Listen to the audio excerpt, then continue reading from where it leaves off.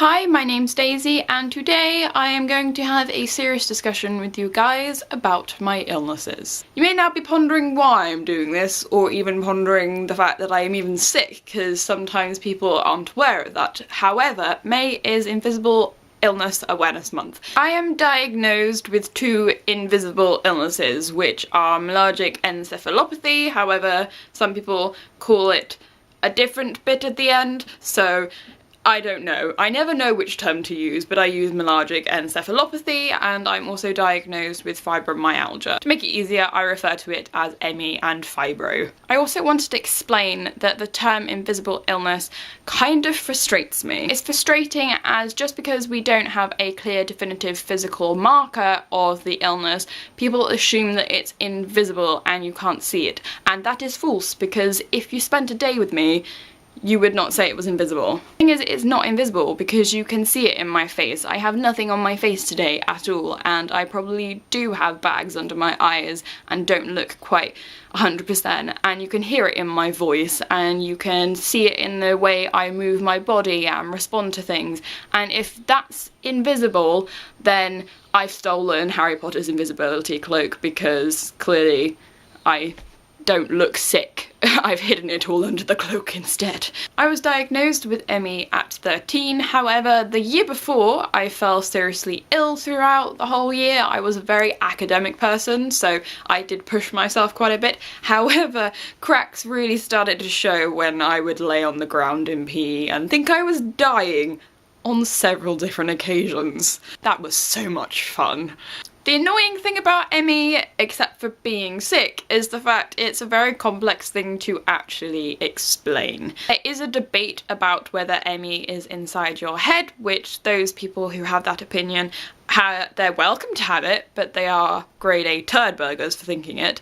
And then there's the side of it being neurological, and obviously I do not believe it's inside my head, because it is very real. I'm gonna have a lot of analogies in this video. One of the main symptoms that I actually suffer with is fatigue. Now, I know you guys probably know what fatigue is, however, people refer to it as tiredness, when tiredness and fatigue are kind of two different things, because tiredness is like level 1 and fatigue is like level 2. So it's like going up in a game and being like, it's got so much harder. The way I try and explain it is the fact that I wake up and I'm on a 2 on the level scale. However, my 2 is your 10 at the end of the day when you're absolutely knackered.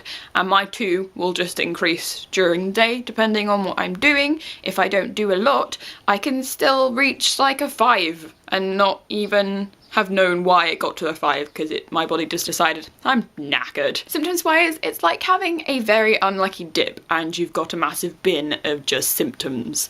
And the fact is that some of the symptoms are sitting at the very bottom layer of the bin, so they never actually get pulled out. They're always there and they never disappear because nobody ever picks them out of the bin and deals with them. It's just because they can't deal with them sometimes.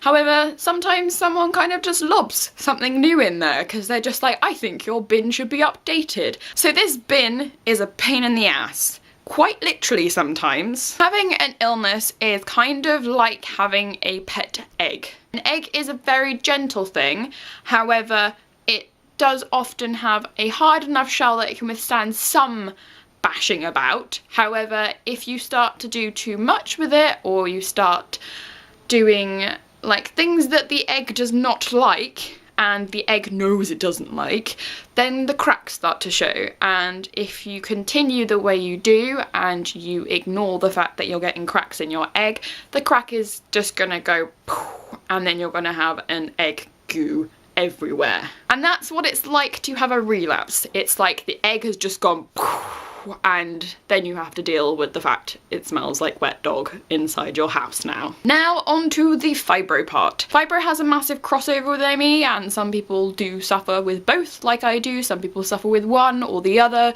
and not everyone has to suffer with both, but fibro in essence is a pain disease. I got diagnosed with fibro last year, and I had this test done on my back where they pressed like pressure points and even on my head and things like that and my legs, and it was horrible because I can't even describe the amount of pain I was in, but it's all to do with that. So my main issue is my back. because it just decides that it hates me. And the annoying part of ME and Fibro is that not only are they long-standing, which means I will probably be sick for the rest of my life. I can get better to a degree, but I will still be sick, and there are no cures, which sucks. There might be a cure one day, but for the moment, no. And because I now have Fibro, I am now managing 2 delicate eggs. Management of my eggs, not only from me just knowing what I can and can't do, is down to these. I take a lot of pills. This is how many pills I have to take in the day. This is no option. I have to take them. If I don't take them, I will be incredibly sick. And there are 20 pills there. However, these are the pills that I take when required, which I can't even be bothered to count because there are too many. So in total, I could possibly take quite a few pills inside the day, and it is not focusing anymore. Dang it. My life has adapted to being sick naturally, and I have to plan things like a military mission, and I also have to have aids from a cane and a wheelchair and a stair lift, because otherwise I wouldn't be able to do half the things that I do at the moment. Just because I have aids and I have adapted to being sick does not mean that I don't need help the rest of the time. I have a lot of help, and a lot of people have to do things for me, and my mum gave up work to look after me in 2007, so that kind of goes to show that I need a lot of help. By all means, I am a disabled citizen. People say I'm brave and strong and that I fight. However, I just consider myself a woman that really likes books and Buffy and painting her nails. Obviously, positivity isn't going to make me better. However, it does go very far in the long run. I say I'm still me even with ME. My personality is a thing that makes me Daisy, and the illness does not make me Daisy. It just makes me occasionally a sad Daisy if I'm having a terrible day.